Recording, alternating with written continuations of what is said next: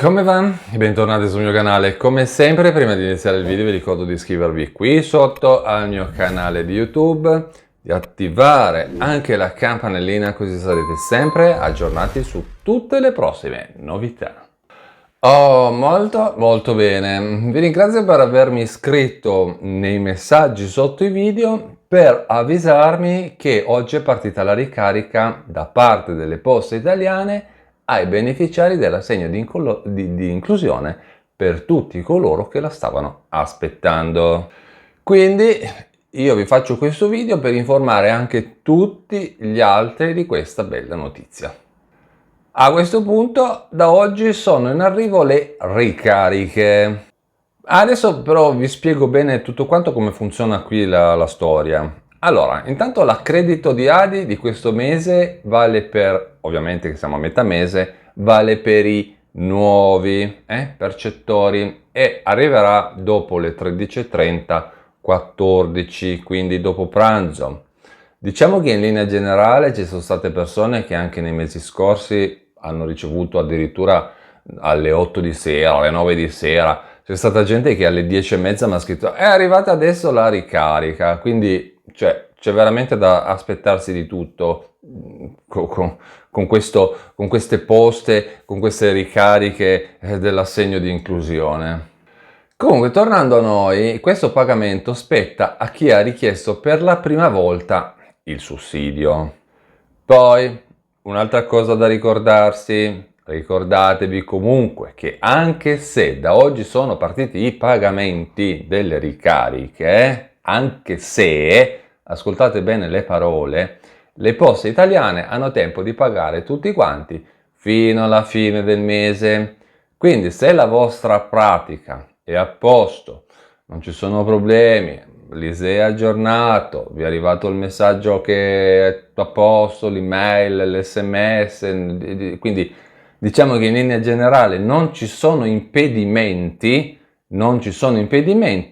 a sto punto non vi preoccupate perché la ricarica arriverà a tutti.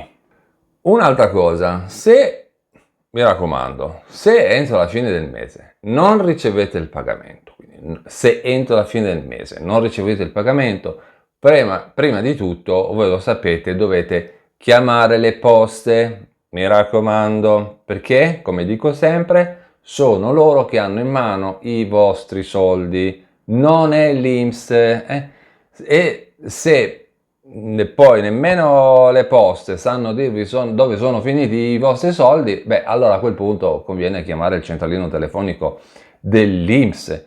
Ma una volta che le poste hanno scusate, una volta che l'INPS ha dato il mandato di pagamento alle poste, sono le poste, cioè per logica, no? Sono le poste che hanno in mano i vostri soldi, quindi dovete chiamare loro perché sono loro che ce li hanno.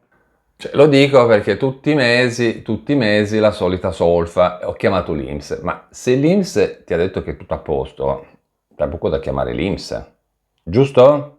Giusto. Poi, a parte tutto questo discorso, per fare prima controllare se è tutto a posto, a questo punto vi consiglio di andare a vedere gli esiti, attenzione, gli esiti all'interno dell'applicazione dell'INPS sul telefonino oppure all'interno del vostro cassetto previdenziale sul sito internet dell'INPS. Ultima raccomandazione, non usate applicazioni non originali dell'INPS, usate solo quella originale e la riconoscete perché in quella originale non c'è la pubblicità, perché l'INPS non ha bisogno di fare pubblicità per raccattare dei soldi. Ecco, quindi quella originale si chiama INPS Mobile. Andate sul Google Play Store o su quell'altro lì della Apple che non mi ricordo più come si chiama perché non ho Apple, e scaricate l'applicazione che si chiama INPS Mobile.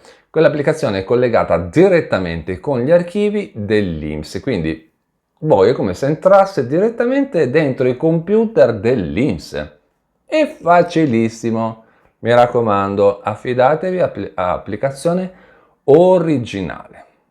Bene, detto questo, io vi ringrazio per avermi guardato, ricordatevi di iscrivervi qui sotto al mio canale di YouTube, di attivare anche la campanellina così sarete sempre aggiornati su tutte le prossime novità. E noi ci vediamo in un prossimo aggiornamento sempre qui sul mio canale di YouTube. A presto, ciao!